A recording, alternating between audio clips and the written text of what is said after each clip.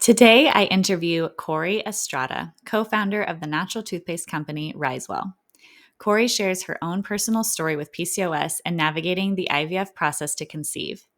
We talk all about toxins and natural toothpaste and how they are not all created equal. I learned so much in this episode, and I can't wait for you to as well. Let's go. Welcome to Healthy as a Mother, the podcast for becoming and being a mother, with your co-hosts, Dr. Leah Gordon and Dr. Morgan McDermott, two naturopathic doctors who get it.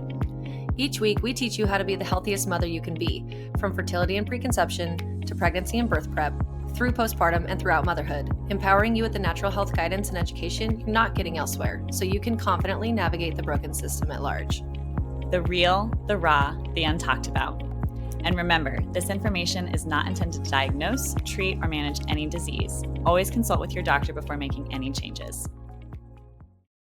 Let's take a quick break to hear a word from our sponsors. Do you have your heart set on starting a family and are eagerly preparing to begin trying within the year?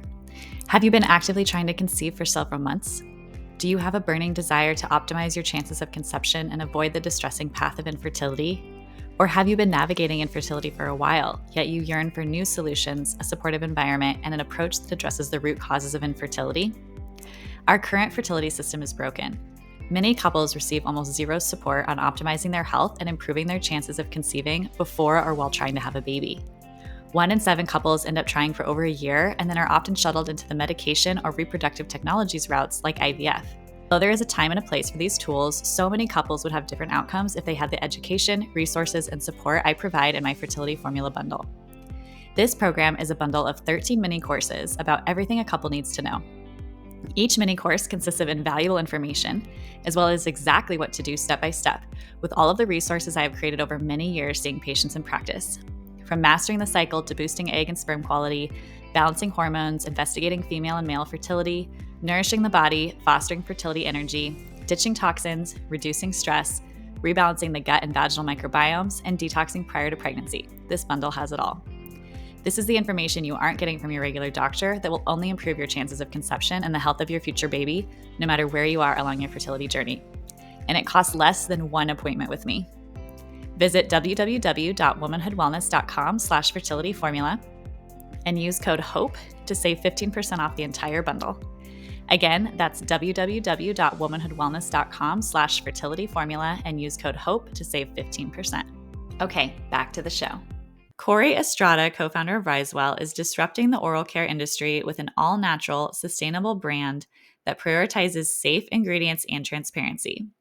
Driven by personal experiences with celiac disease and the IVF process, Kori's dedication to overall health and wellness led her, along with former partner John Estrada and brother Derek Gada DDS, to create dentist-formulated products that are free from harmful chemicals like fluoride, sulfates, and synthetic additives. Collaborating with leading doctors and dentists, she discovered the power of hydroxyapatite during research in Japan, finding the star ingredient for Risewell's best-selling toothpaste, which has led to a full line of oral healthcare products. With a background in finance and an unwavering commitment to innovation, Kori envisions a future where Risewell transforms the industry and inspires holistic well-being.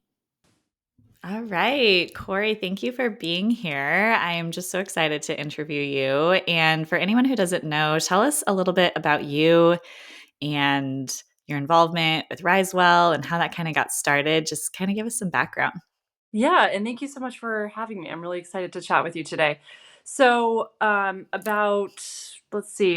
over 6 years ago, I was going through IVF at the time, and I've had something called polycystic ovarian syndrome, PCOS, for a very long time. And I'll jump right into giving too much information, but I've never had a period my whole life. So when I went into the process of thinking about having children, it wasn't a surprise to me that there would have to be some sort of medical intervention to make that happen.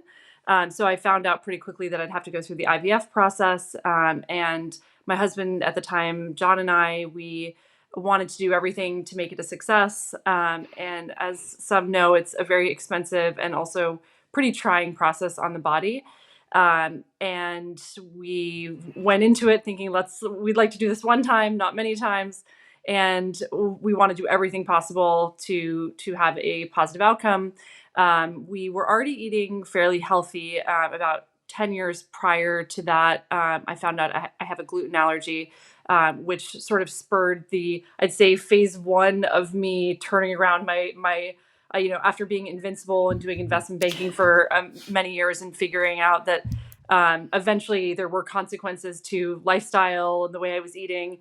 So that had been sort of a long journey for me to figure out the food piece of it.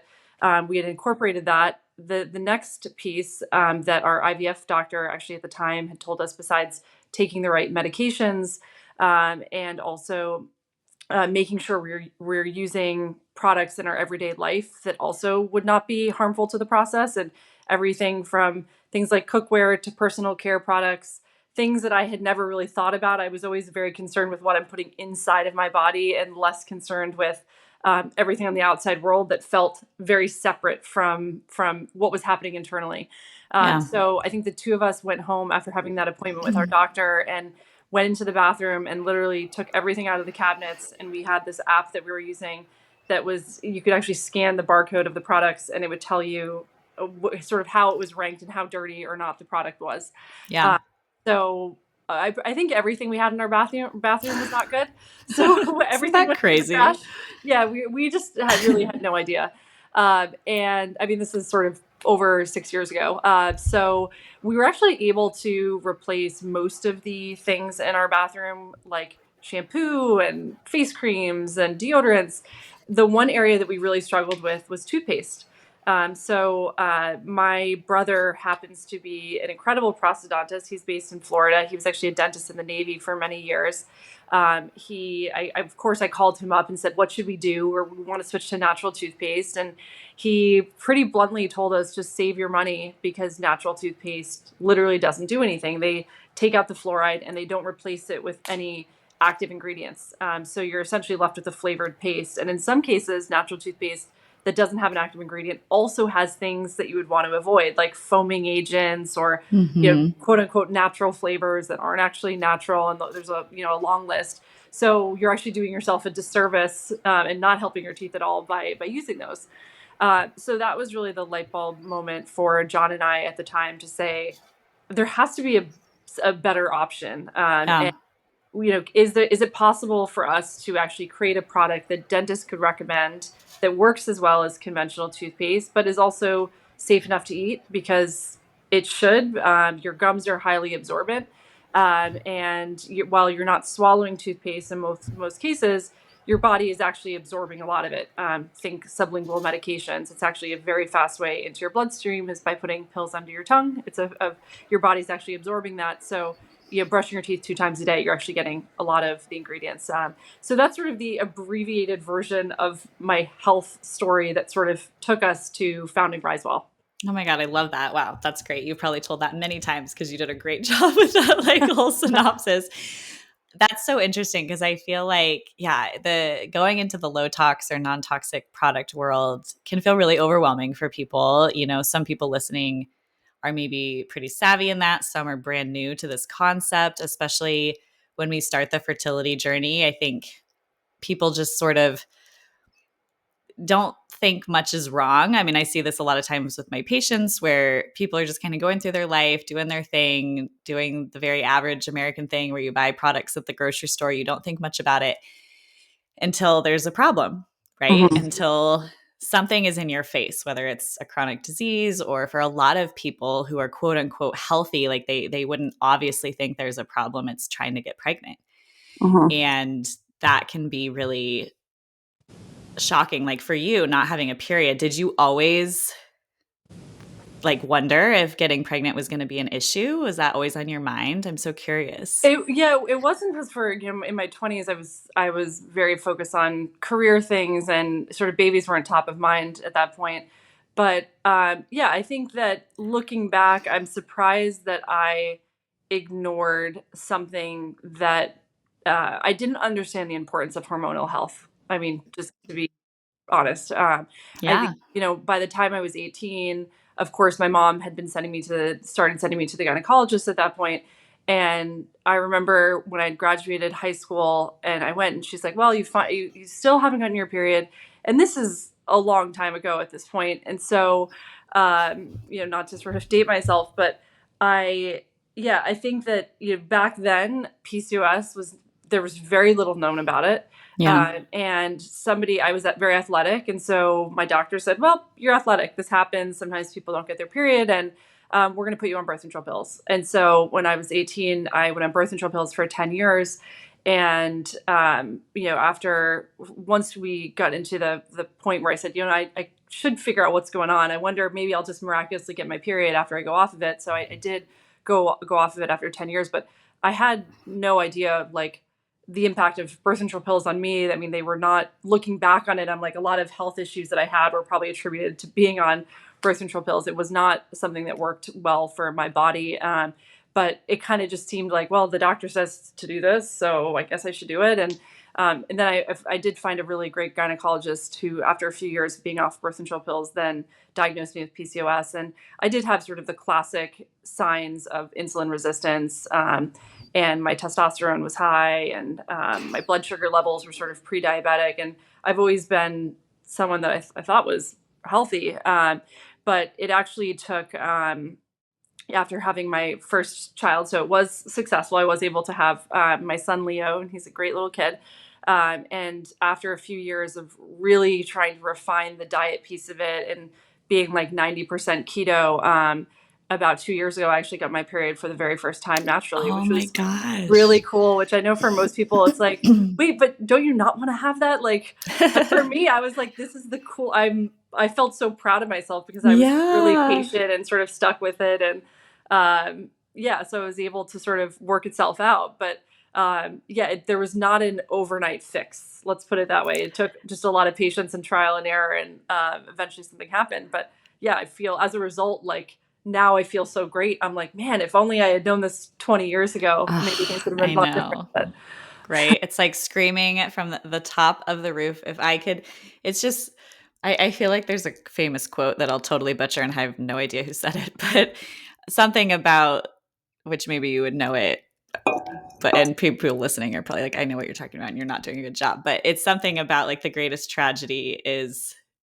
along the essence of like youth is wasted on the young or something. And that like young people have so many opportunities to do better, to be different, to change their health, to solve all of these problems, yet they don't care.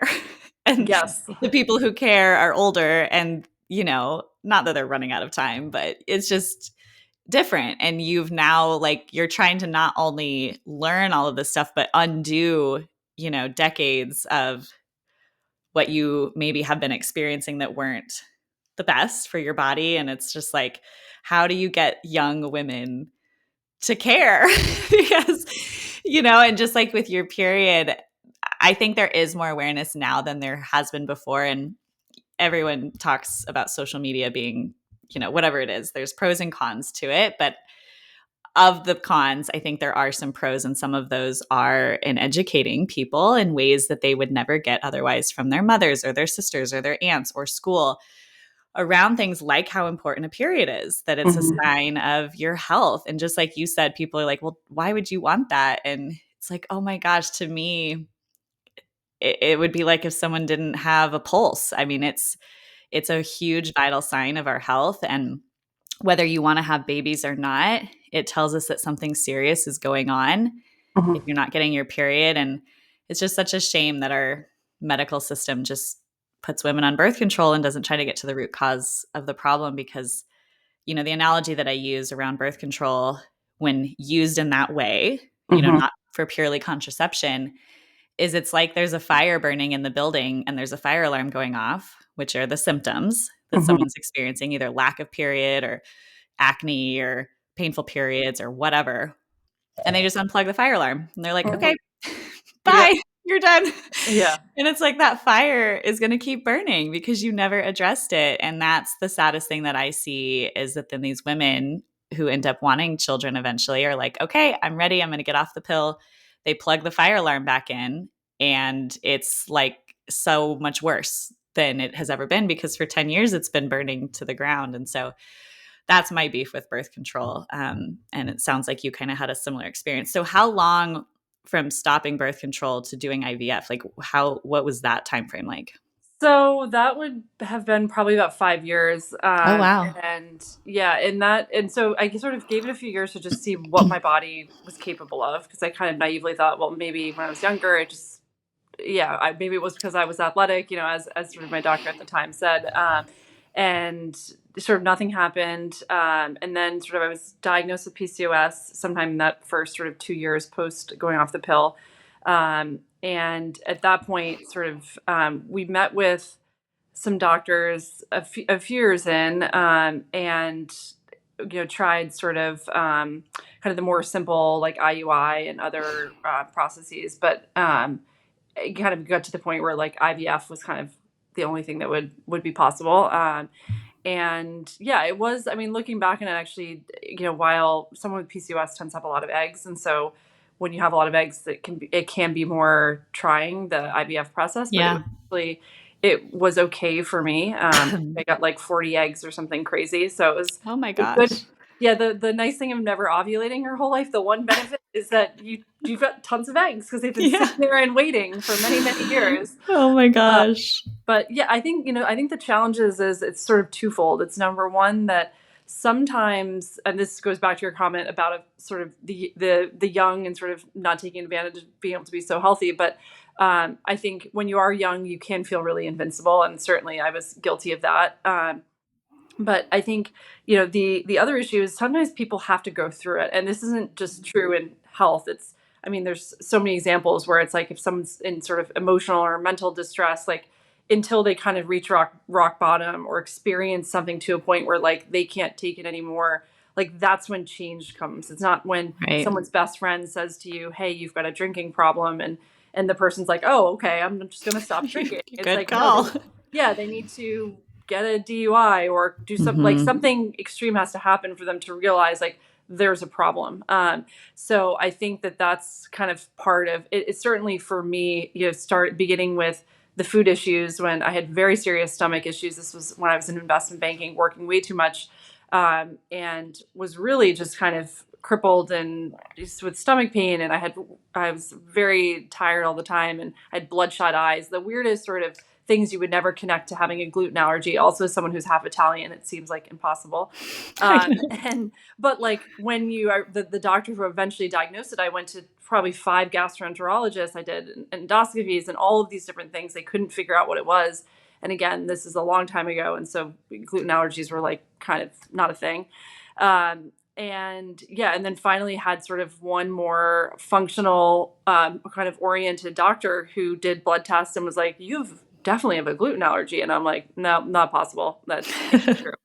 And he's like, "Just try not eating it for like 2 days." And I did. And by like the second day, I was back to my old self, feeling great. And Wow. I never feel, like people are always like, "Oh, you don't want a croissant or a piece of bread." I'm like, no, I feel really great, and I never want to go back to that point in my life. And so Right. it's really easy to feel motivated when you've got when sort of healthy versus unhealthy. And sadly, I think doctors today, and my day job is actually as an investor, and we've invested in a company called Parsley Health, and they are like, their philosophy is something I'm a huge believer in, and it's hard to find doctors that look at the whole picture.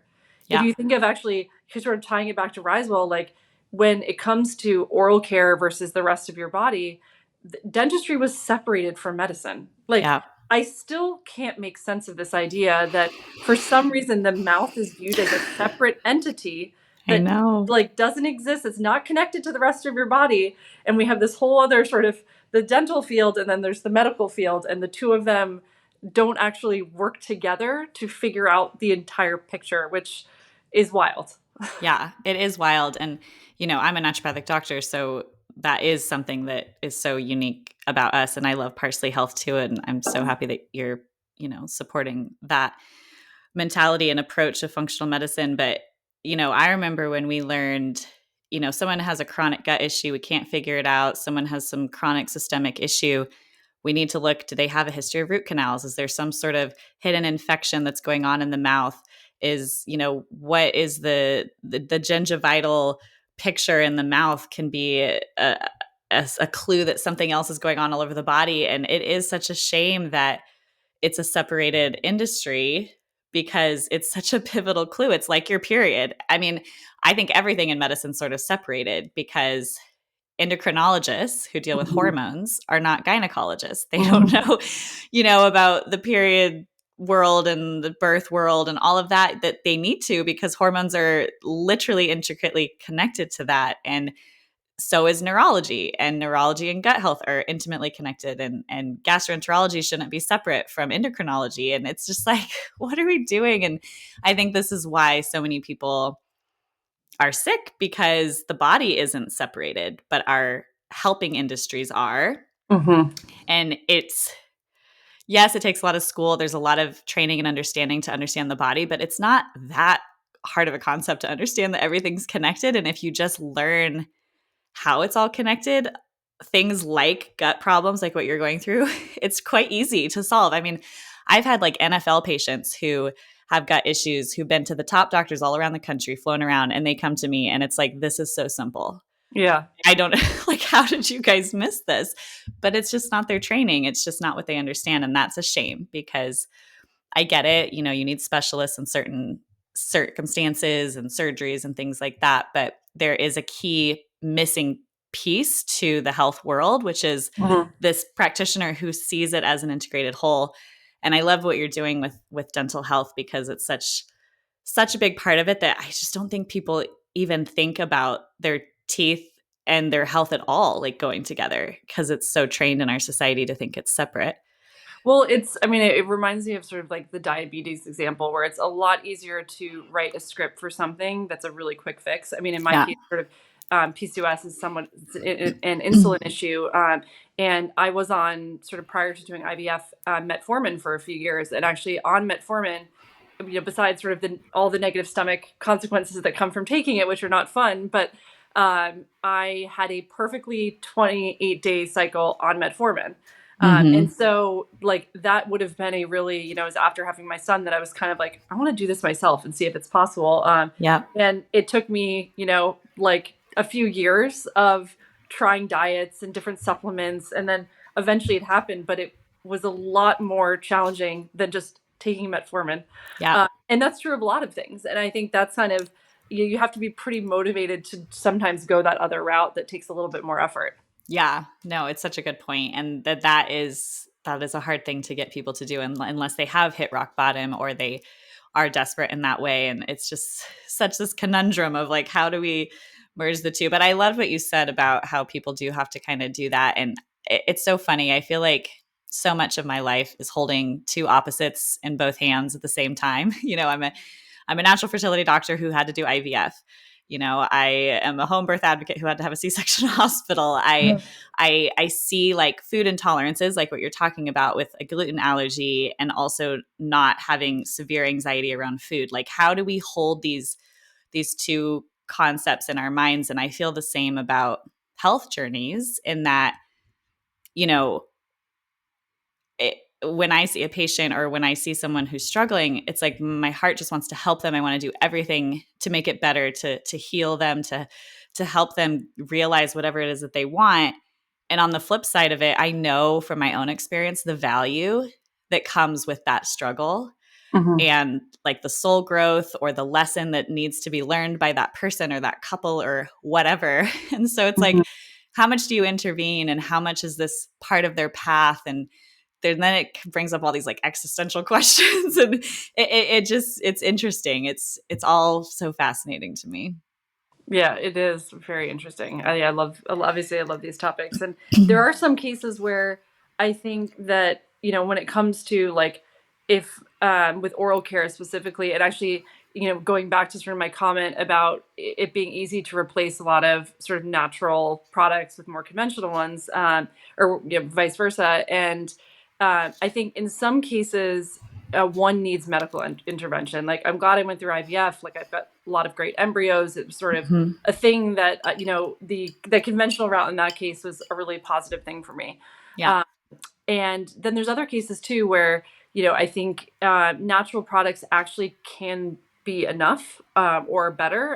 And I think that's what when we started Risewell, we knew that we couldn't sacrifice the efficacy piece of it, because the challenge is when dentists it was important to us that dentists could recommend our products. My brother's a dentist. Like, if he couldn't tell his patients to use this versus a conventional toothpaste, like, we were never going to be in a dental office. Yeah.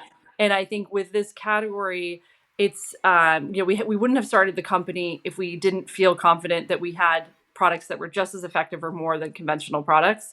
And so that piece was important. When you have, let's say, replace your natural deodorant, you're never going to find something that stops perspiration. Like, Yeah. it's you kind of have to give up a little bit of the efficacy piece when you're making the switch. In this case, like, the good news is you don't actually have to do that. Like, you can have Yeah. great oral care and also have a product that actually works with your whole body, which is really important. Can you speak to that a little bit? Because I didn't even realize that. And it's something, I learned something from everybody I talked to, probably how not the same natural toothpastes are. And when you're talking about that Risewell, you chose a formula that would be just as good as conventional. What does that look like? Because I would say I'm not a dentist. My husband's family is in the dentistry world, and I know just from their training, it's like fluoride is it. Like, that's it. So Yeah. what has Risewell done to earn the respect or the credibility or the efficacy or whatever to say, okay, this non-fluorinated toothpaste or this healthier toothpaste can do what the conventional ones do? Because I don't know enough and I would love to know. Yeah, no, it's a great question. And that sort of gets to the core of why we started and how we were able to resonate so well with dentists. And I think so. It actually, this is a funny addition to sort of the founding story. Is John and I were actually in Japan. We were there actually on a work trip. We were doing sort of investment stuff in Japan. And everywhere we went at this point, we had sort of this seed planted in our mind that we had this issue, we needed to solve it. We didn't know how. We obviously were sort of investors by background, not really like, my brother was a dentist and obviously leveraging him as well. But we would always go to pharmacies or drugstores to check out what were other countries doing. So we had our translator app, and we're looking at the different products. And in Japan, they're all using this ingredient called hydroxyapatite, which I have no idea what that means. It sounds super unnatural. But we go home and we do some research on it, and we realize that it has this really cool story, but more importantly, it's actually extremely effective and also really safe. So the cool sort of quick story of hydroxyapatite is about 97% of your enamel is actually made of hydroxyapatite, 70% of your bones. Astronauts were coming back from space, and NASA realized that their enamel was actually weakening by being in space. And so they asked the question, how can we create more of the enamel that your teeth is made out of? Because at that time, it was only found natural. You can find it naturally, obviously, in bones and different sources, but they wanted to figure out how to chemically manufacture it. So they were able to figure out that process of how to chemically manufacture hydroxyapatite. The Japanese in the 70s hear about this, and they're immediately like, we need to put this in our toothpaste. Wow. And so they've actually been using it in their toothpaste since the 70s. So we have over 50 years of data that shows that it works just as well or better than fluoride. Wow. With zero safety issues, because you can have a whole pile. It's essentially a white powdery substance. If you take shells, for instance, that has hydroxyapatite and ground it up, you could eat a whole pile of it and nothing would happen. Obviously, fluoride, if it was a little pile, that would be completely toxic. It's why conventional toothpaste is called poison control if consumed. And there's a very small percentage of fluoride that's in toothpaste. But if you're, we can get into sort of that later, and I'm sure you have questions on it, but there's fluoride in most people's drinking water, and then also in their toothpaste. You're probably consuming too much of it as it is. So being able to find that piece of it was really critical to starting the company, because up until then, if you wanted to switch from conventional toothpaste to natural, you're using something in some cases that not only has all the junk that's in conventional toothpaste, but just no effective ingredient. And so you're left with actually doing harm. Wow. And if it was sort of a cleaner natural toothpaste that had no effective ingredient, you were kind of wasting money because it wasn't really doing anything. The toothbrush bristles actually do most of it, the work in that case. So yeah, that was that missing link that really differentiated us versus all the other natural toothpaste. And frankly, I mean, the conventional as well, because for the first time, dentists have something to recommend that is not conventional toothpaste. And there is slowly growing awareness of it. But what my brother, the dentist, will say is that when he went to specialty school to be a prosthodontist, so he's been in school many years, and he said, in all of my years of school, we spent about 3 minutes talking about oral care products. That's it. Oh my gosh.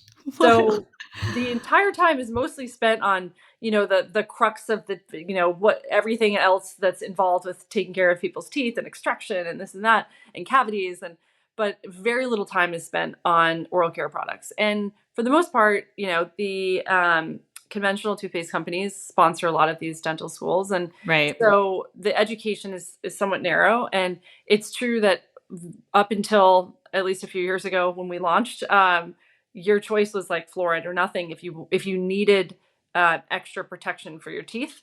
Right. Now consumers have another option. And obviously there's nuances that matter, like, making sure you use actually a high enough percentage of hydroxyapatite.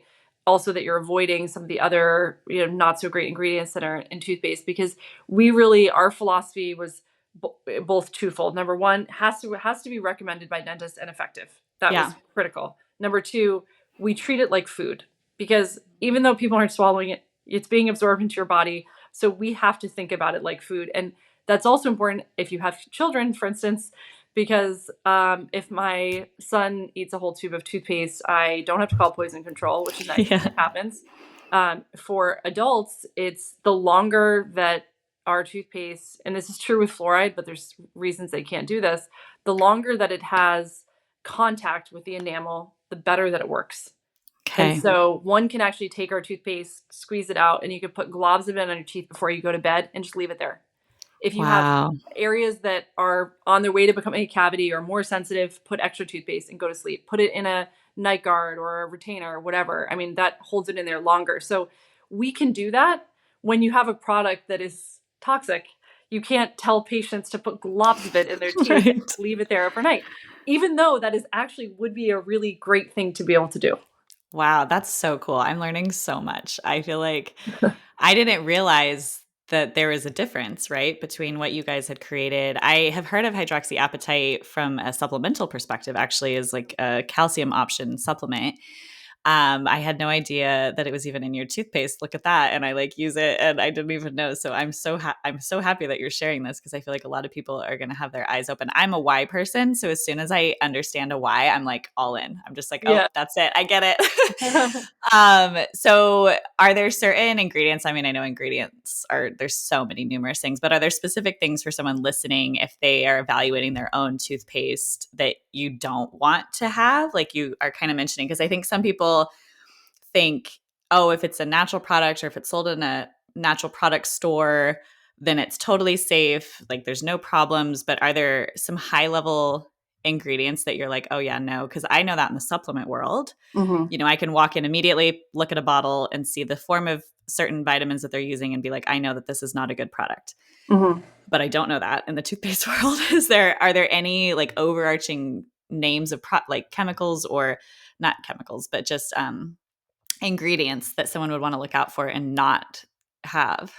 Let's take a quick break to hear a word from our sponsors. Did you know that 97% of women in the US take a prenatal supplement, yet 95% plus are still deficient in key nutrients?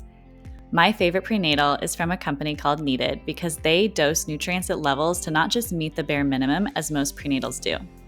They actually use form of nutrients and dosages that allow mama and baby to thrive. Needed actually approached me years ago and asked me if I could help them design the perfect prenatal, because they knew that the current prenatals available were not actually helping women.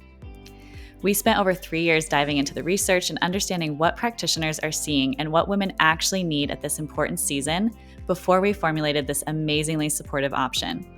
It's no wonder over 4,000 practitioners now recommend Needed, something I am very proud of. If you have followed me for a while, you know that prenatals and optimizing nutrients starts long before pregnancy, so no matter where you are along your fertility or motherhood journey, Needed is the brand I recommend. Head to thisisneeded.com and use code HEALTHYMOTHER to save 20% on your first order. Again, visit thisisneeded.com and use code HEALTHYMOTHER to save 20%. Okay, back to the show. Yeah, so I think I'll touch briefly on the fluoride piece of it, but for me, I think we're not anti-fluoride as a company. I think fluoride is actually, when applied topically, that being sort of the key difference. So again, in water, it actually serves no purpose at all. Right. But when applied topically, it strengthens your teeth. So it's a little bit, the mechanism of action is different than hydroxyapatite. Hydroxyapatite is a crystal, and your teeth are made up of lots of little crystals, and essentially it adds more crystals to your teeth. So hydroxyapatite, the cool benefit is that it can rebuild enamel. Wow. Fluoride doesn't have the ability. It's essentially something that is it hardens the existing structure that you have and makes it more tough and less resistant to sort of acid wear and tear, which is also beneficial. And that's why I'm not anti-fluoride. I think for some people that have really serious teeth issues, it might be something to consider. But for the vast majority of the population, and keep in mind, toothpaste is not 100% effective at preventing cavities. There's lifestyle, genetics, and then oral care habits. So there's a lot of things that go into whether or not one has healthy teeth. Again, that's the kind of the whole body connection, even if you sort of think you're doing everything right with your toothpaste. But so fluoride is something that I avoid personally for my family. It's a known neurotoxin. It's an endocrine disruptor. There's other options that work just as well that are completely safe. And so to me, it's worth it to spend more money to get something that kind of helps you with the same outcome. Yeah. And then there's lots of other ingredients. Like if your toothpaste foams, it has a foaming agent. I mean, you'll probably, as you know, with our toothpaste, like it's subtle. There's not really a foam. That's very different for some people because they're used to like the rabid foaming at the mouth. Right. That which by the way was added to toothpaste in the 70s because as a marketing gimmick to make people feel like it was cleaning their teeth better. So oh my gosh, that's so funny. Yeah, it doesn't actually clean your teeth better. It's actually because the membranes in your mouth. If anyone's sort of ever experienced sloughing of the interior cheeks, which is literally when like kind of the skin falls off. That is caused in a lot of cases by these very harsh things like foaming agents, which are effectively and so you have very gentle membranes in your mouth that you have to treat gently in order to sort of protect them. So if it foams, a lot of natural companies sometimes will replace SLS, which is sort of the known detergent, with other things that, funny enough, actually have the same acronym, but it's like derived from coconuts. So it sounds more natural, but it's still a detergent. It still foams. So SLS is like the foaming thing. Sodium lauryl sulfate is like the common one found in more conventional toothpaste. So every conventional toothpaste has SLS because that's what gives it the foaming.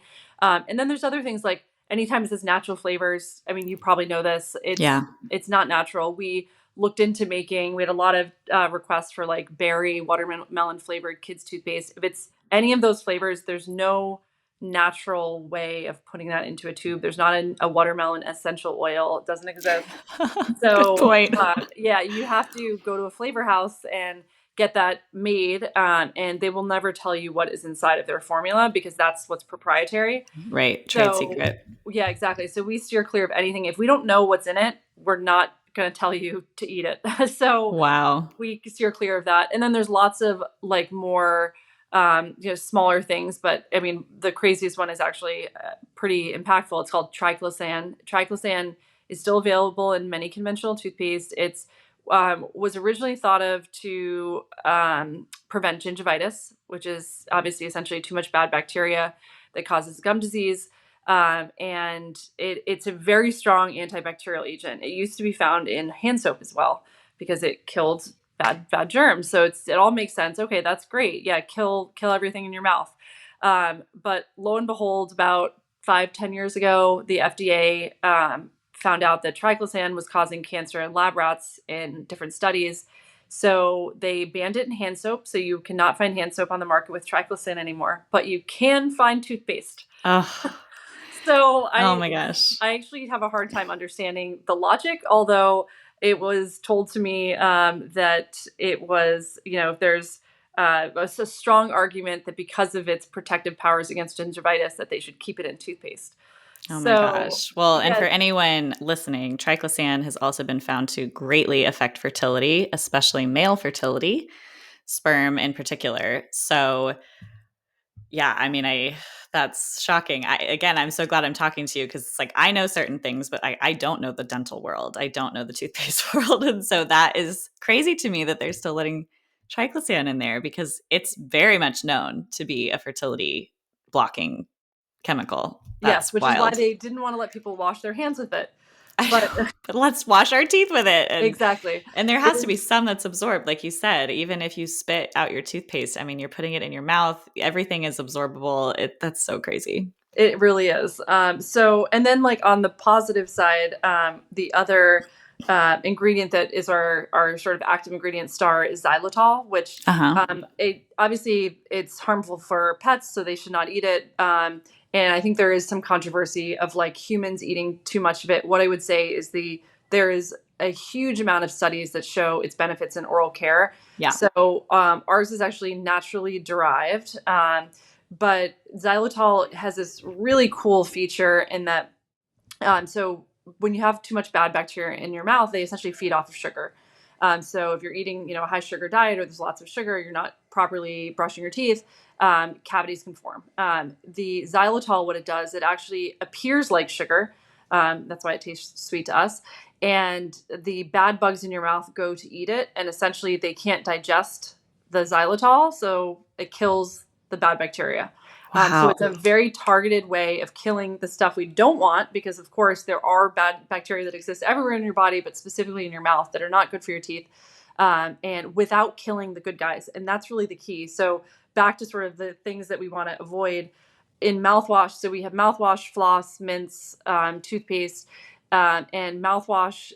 You find in most will contain alcohol, which Mm-hmm. the thinking, back to the gingivitis discussion, like kill everything. We don't care. Good, bad, like kill it Gotcha. all. Mm. And, lo and behold, actually using alcohol and killing everything, which is really taking a scorched earth approach to oral care, is actually not good for your good bacteria. And try fostering a good gut microbiome when you kill everything in your mouth that is then making its way down into your stomach. So Wow. that's a big one to avoid. And it's something that we obviously avoid in our mouthwash because we're trying to work with your whole body and your body and making sure your oral health is functioning as best as possible. And you think it's sort of just the fluoride issue, but it's actually not just that piece of it. But there are other areas like floss is another one. Like most floss is made with Teflon, and Oh, actually one of the leading flosses on the market was tested to be like a quarter of the materials comprised of Teflon. So we're not just wow. talking like 0.00001%, but actually it's mostly Teflon. So having that wedged in between your gums is not something I would want to do twice a Right. day. But yeah, so those are just a few of the things that I would look out for. And then on Wow. hydroxyapatite, just making sure you're getting a high enough percentage of it. Wow. That's so great. I know. I'm just like so disappointed in stores because I remember I was traveling and I don't remember even where I was, but I had to run into a Target to buy a toothpaste just to have something.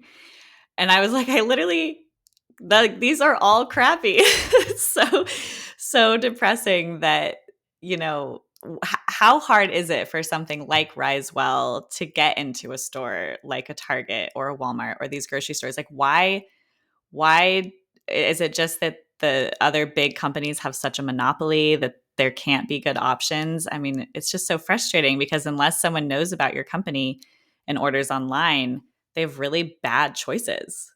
Well, we're available in almost 1,000 dental offices across the country, Okay, which is that's really awesome. exciting. And so they actually carry our full size products in their office. Yay. We're available at Erewhon, Credo, Fresh Market, um, and obviously our website. We're on Amazon now, which is something that took a while.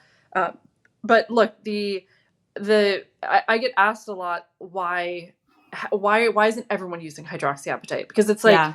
if it's so great and it works so well and there's no safety issues, the short answer, and again, this isn't me trying to poke the industry at all, but it's more expensive. Yeah. Fluoride is essentially given away for free because companies, it can't leach into the ground. It's hazardous, and so they have to properly dispose of it. And so to do that, they're largely giving it for free to toothpaste companies. Oh my gosh. So our toothpaste is $12 a tube, $10 on subscription, which I think is reasonable given the quality. But Yeah. you can get toothpaste for $3, $4 in the city, maybe not that cheap, but you can certainly find toothpaste that's significantly cheaper than ours. And I think we would love for one day to be cheaper.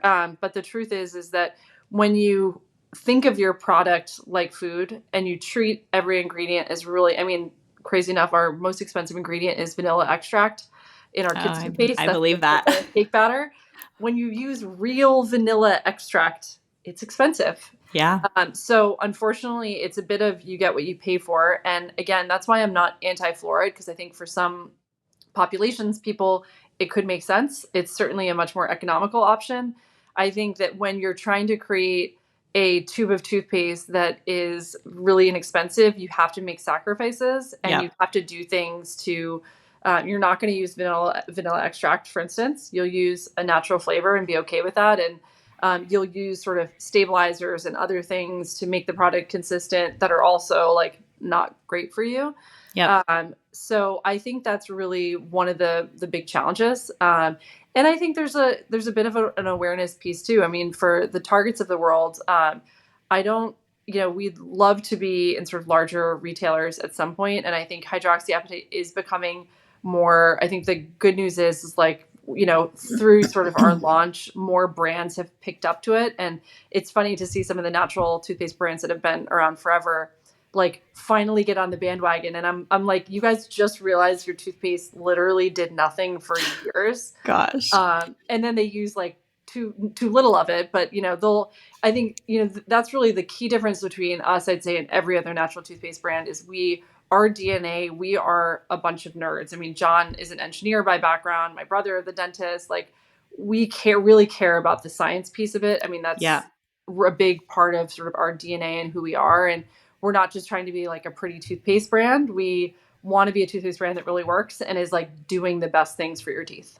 Oh, I love that. And I think one thing I really want people listening and just people in general, all of them to understand is exactly that point that, people will kind of bitch and complain about the price of things. And I totally understand that it comes from a privileged place to be able to like buy certain things. But at the end of the day, it's like I would, toothpaste, especially just like food and other things, you do get what you pay for. And I think growing up, at least the way I was raised, it was sort of like you felt you were being tricked if you had to buy something more expensive until I understood science behind things and quality and, buying the bread that is in the discount section of the grocery store has consequences, like there's a reason why that meat is 75% off right now because it's literally going bad and there's probably value to be had in buying the more expensive meat, and I would have to like have these conversations with my parents and be like, cheap is not always better and you end up paying for it in the long run. And just flipping this idea of, where can we pull back on other expenses? I think people don't even balk at the idea of spending $6 on a coffee every day, but they're like, oh, $10 for toothpaste that'll last me like a month. It's just reorienting your priorities and knowing that you really are winning in the long run when you take the time to get higher quality items in your life. And I just love that you guys have created something that also is effective and that you're not wasting your money on something that doesn't work, because that sucks. And I didn't know that. I mean, before I learned about Risewell, I had no idea that there is a difference. And so I'm so glad that you're educating us. So well, it can be, I think, overwhelming I mean, as you said this in the beginning, just I think one's journey from kind of living sort of a more conventional life, whether it be eating sort of personal care products, etc., and then making that switch, because especially now, like you go on Instagram and like it can be your carpets are now, it's like, oh, you have to have this kind of carpet, or your mattress that you sleep on, it has to be organic. And I love that like there's awareness and there's all these great products coming out. But I think for most people, the most important thing that you can do for your health, your family's health, is food. Yeah. Like number one, food. It's going into your body. It's medicine. Like think of it that way. And that's so critical. You know, slightly below that, because it is essentially food too, is oral care, because Yeah. everything that's going in your mouth that you're putting in there, whether it be, you know, your mouthwash, your floss, your toothpaste, like it's being absorbed. I don't know if it's 30% or 40%. It's not 2%. It's a high percentage that's being absorbed every day by your body. And so you should think of it when you look at the ingredients, like, do I want to eat triclosan twice a day? And Right. if you don't, then you probably shouldn't be using it in your toothpaste. Right. And then beyond that, there's like all of these other, you know, what personal care products to use, but your skin's a decent barrier. It's not perfect. And of course, like if you can use better things, do it. But in terms of priorities, like one can be consumed just let alone with the food piece of it, because that's really hard, especially with little ones, Yep. or sort of picky husbands like I have. And yeah, I think that like one has to kind of understand like what really moves the needle, and then the other stuff like the organic mattress, like maybe it matters, maybe it doesn't, but you know, if one gets overwhelmed, it's just, let's, you know, start with sort of number one, and then Yep. we'll kind of move down the ladder. I love that. Yeah, your mouth and your vagina are highly absorbable. So Yes, definitely exactly. like prioritize those products, I would say. Yeah, So to kind of circle back before we wrap up, you had shared about PCOS, going through IVF, becoming a mom. A lot of people listening to this are becoming a mom or are a mom. Can you just share with us what it was like, you know, obviously going through IVF? Do you just have one child or you have I more have than two one? now. You have Yeah. two. Okay. Did you do IVF with both? Were they both your I embryos? did, but the second, I actually had a wonderful, amazing surrogate with, because Oh, after I had amazing. kind of a complicated birth with my first, so I wasn't able to have my second, but it was it was cool to be on the other side of it, and I have a wonderful relationship with my surrogate. She's amazing in Oh. Texas, so she's gave us the greatest gift. So she's like his second mom. Oh my Uh, gosh, I love that. I feel like I could yeah. have you on to have just a whole conversation about that.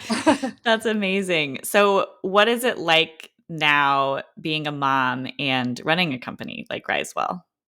Well, I think everything takes a team. So my ex-husband John, he is running Risewell sort of day to day. My day job is actually, as I run a hedge fund in New York called Axon Capital, and that is what I primarily do. And then obviously Risewell is my passion, my third child. Like a lot goes into it. And then my brother, who's a dentist, is also very involved with the company, in addition to being a full-time dentist as well. Wow. So we all live really busy lives. I would say that one learning for me, I guess if there are two, I had this notion that like I had to have some kind of like perfect balanced life with Mhm. everything kind of being kind of in sync and balanced. And my lesson to myself has been, you know, many years ago, I quickly embraced having, realizing that I was never going to have balance, and actually that I don't even know that I would want balance. I actually kind of thrive with challenges and a bit of chaos and lots going on. So I think that's okay. So that's been something I've kind of made peace with. I think also embracing failure is something that was hard, as like someone who's a perfectionist and wanting everything to turn out perfectly. And starting a business, like you have lots of learnings all the time. And if you aren't learning, honestly, it means you're doing something wrong. Like we're Yeah. not pushing ourselves enough. And so that's been sort of a new way of thinking. But I think lastly, sort of on your question, I think the idea too that for me, like I have amazing help and people to support me. I've got, you know, an assistant who's my best friend and like keeps my life in order. And I have nannies that are incredible and act like, you know, a moms to my children. So I think that I've also, you know, been able to embrace help and support, because it would be impossible for me to run a hedge fund, run a Yeah. toothpaste company, be a great mom, be a great partner, you know, be a good friend to all my friends, and do that without lots and lots of help. And I'm actually not really perfect at any of those things, but always learning and trying to have a good time while I'm doing it. Oh, I love that. Yeah, it takes a village. It's so hard. I feel like a lot of working moms who don't have help or adequate help think that that's normal, and they burn the candle at both ends. They're dying. They're like really stressed out. And it's like, yeah, I've been in the same boat where you have to have the help. It makes all the difference. Or it's like, it's hard to work. I mean, it's just, you can't do everything and you can't do it 100% all the time. I mean, we're not designed for that. So I love that you have that support.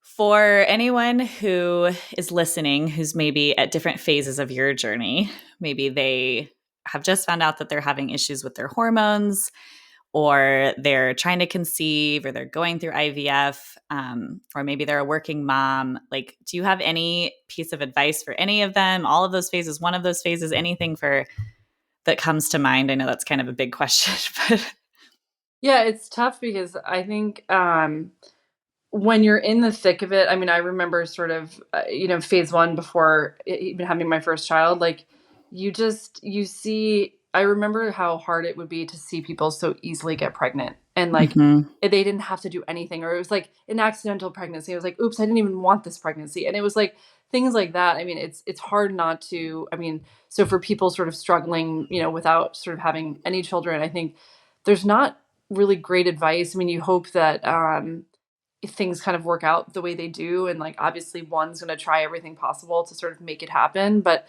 it's, I just giant hugs to those people, because I think it's hard. I mean, it's a really it's hard to go through that and know what to say to people, because I don't think that there was anything that could have been said to me to make things easier. Yeah. Because it's a hard process, and I feel lucky that I had sort of a great group of people around me, but also I think it's a lot more open now to talk about things. Like remember feeling a bit of shame attached with IVF, like it was this secret thing that I couldn't really talk about. And Yeah. now it feels like it's something. I mean, my girlfriend the other day was talking to someone, sort of a stranger she just met, about her freezing her eggs and that process. And it was just this like open. I was like, wow, this is great. Like we can now just like talk about these things really Yeah. openly. So that I think that feels great. And I think everybody kind of has to figure out what works for them. I mean, I remember with my surrogacy journey, like my husband and I really wanted to keep that private for many months, because like there's just so much precariousness to the situation and how it's going to work, Yeah. and that's kind of what worked for us. And we just, everybody has to do, I think, what works for them, because like all of these things are really really challenging. And in my sort of the last case, when like I wanted to be really patient and try to get my period back naturally, like that was also kind of its own journey, because it wasn't a quick fix. And there were Right. a lot of times I was like, I should just go back on metformin. Like this is not working. Um, and yeah, there's just a bit of, I think probably the overarching thing is having patience with yourself and others, and finding the right people to kind of bring in at times that make sense. I love that. Oh my gosh, so good. I know. I totally feel you on the shame around IVF. That was a really hard one for me, especially coming from the natural health space.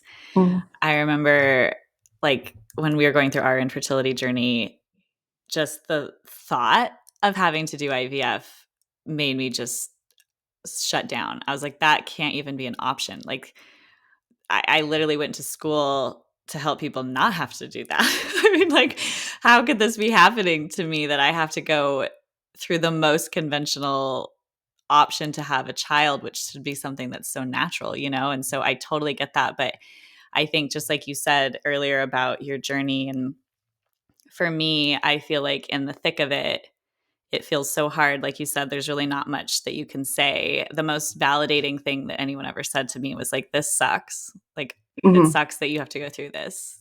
Like, that's the best thing you can tell someone. Like, this is shitty. Because, all of the like, it's going to be okay. It's all going to work out. Like, everything happens for a reason. These things that are so well intentioned, and even stuff I've said myself to someone who's struggling with something, it's so invalidating, Mhm. because what is real and what is true is that what they're going through sucks. It It's sucks, really and it hard. also might not be okay. Yeah, And I think that's the exactly. hard thing too, is like you don't, you hope that looking back on any challenge in life, and this is sort of fertility and infertility and beyond, like that you find, like, I always have these great stories of my greatest challenges to explain to myself why they happen and why I'm better for them happening. But that doesn't take away the pain in the moment, Yeah. and the fact that, like, you might not have the outcome that you wanted to Yeah. have, and like that just sucks. It just Uh, sucks. Yeah. yeah, and you can't tell someone like, oh, it's gonna be okay, because like it might not be okay, and it might not be what they wanted. But it is what it is, and doesn't take away the fact that it's a really terrible situation. Yeah. Yeah. I think that it's interesting because I think with fertility struggles, it's such a unique it's such a unique experience because it's a grief Mhm. like you lost someone. This was my experience. It's a grief like you lost someone in a culture that doesn't understand that at all. you Mhm. know, it's like a grief of a future thing. There's anxiety of like what is to come. There's this like mourning, this loss of like what's happening. And the experience, at least for me, that you go through are sort of like the stages of grief. Yet, if someone actually dies in your family, everyone sort of gets that and they treat you a little differently. It's just, like if someone dies, they're not just gonna be like, it's okay. Everything happens for a reason. Like, you don't go up to someone who's like, grandma just died and say that to them. Yeah. You like hold them and you're like, this is so sad. Like, I'm so sorry. And with fertility, but it's not this like defined moment either of, Mhm. because there is potential hope. It's really complicated. And I think back around IVF and like the shame that I had around IVF, yet we literally could not be parents together without it. Hmm. If my husband and I were born at any other decade, we wouldn't be able to have children. Yeah. And so I'm so grateful for IVF, Mhm. even though that wasn't how I wanted it to go down. And like, thank goodness, because if there wasn't that there, I wouldn't ever have had my happy ending. I would have been that couple that's like, it'll work out, and it wouldn't have, I Yeah. think about that all the time of just like, we would be that couple, that like childless couple who wanted a child so bad and just was like brokenhearted their whole life because without that medical intervention based on my husband's sperm situation, we would have never conceived. And I like sometimes forget that because we do have our child and I'm pregnant again. It's really wild. So it's like it is this like marrying of, scientific advances, the conventional side of things, the natural side of things, how they all marry together, this like really complex interwoven piecing it all apart. It's crazy. But it's really cool to have to like to create an embryo through that process, and then potentially have like many embryos just sitting. I mean, I think about like all my embryos that are just like sitting on ice, like waiting to be turned into little humans. I mean, it's I like know. incredible, incredible process. It is. Oh my gosh. Well, thank you so much for sharing. I feel like I could interview you about 1,000 different things. We could just like keep going. Maybe I'll have to have you on again to talk about like your actual like experience of pregnancy and birth and like the surrogacy, because that's so fascinating to me. But thank you so much for sharing. And I feel like I learned so much about toothpaste. I'm so stoked. My daughter loves your toothpaste. I mean, Oh, amazing. she's so funny. We brush her teeth and she sucks it up and then is like, more paste, please. And I'm just like, oh my gosh. Like she just wants the paste part. And I'm like, you have to actually brush. Like I we're working know. on it. I have the same challenge with my sons. They're both, yeah, they just want to eat the toothpaste, which is great. It's very I flattering. know. It is. It Um, is. It's like, but we have to actually like brush your teeth. That's so sweet. But I just love that you had that experience so that you created a company like this so that we have good products, because without people like you, it wouldn't exist. And so thank you for that. oh, thank you so much. And thank you so much for having me. This is an awesome conversation. Yeah, of course. For anyone listening who's like wanting to try Risewell, where do they go? How do they get connected with you? Like, tell Our us. Instagram is Risewell Co. And you can find us at risewell.com. Like I said, you can also find us on Amazon, Erewhon, Credo, Nordstrom's, Fresh Market, and hopefully your local dentist office as well. Amazing. Go advocate to your dentist to have them switch to Risewell. Exactly. That would be helpful. Yeah, awesome. Well, thank you so much, Kori. It's been such a pleasure. It has. Thank you. Before you go, there's one last thing. Did you know that we have a swag store now? the Healthy as a Mother store, where we sell amazing merchandise that is fun to wear. We have shirts and hats and sweatshirts. We have drinkware, bags, journals, all of the things that are healthy as a mother or related to motherhood in general. We would love if you could support our podcast by checking out our store. We love doing what we do, and it's really helpful to get the support and also to spread the word and share our amazing brand with the world. And you get some really cool, awesome stuff. One of my favorites is the crop sweatshirt and one of our glasses that we sell that says Healthy as a Mother. I just think it's so great. So head to www.healthyasamother.com/store to check out what we have. Again, that is healthyasamother.com/store. And we are absolutely open to feedback. If there's something you would like to see that is not at the store, we can make a lot of different things there. So head over there, check it out, and we would love to see you sporting some Healthy as a Mother gear. And if you take a picture of yourself on Instagram, definitely tag Dr. Morgan and I, and we will be sure to share. Again, that is healthyasamother.com/store to check out our merchandise. Thanks for listening to this episode of the Healthy as a Mother podcast. In order for others to hear this information, please leave a review with Apple Podcasts, subscribe, and send to a friend who could benefit from this content. We're so excited to share more on becoming and being a mother next time. And please remember that the ideas and views of this podcast are for informational purposes only and are not intended to serve as a substitute for medical care of any kind, including the diagnosis or treatment of any illness or disease. Consult with your provider before integrating this information into your own care plan. And remember, a healthier future starts now, and it starts with you.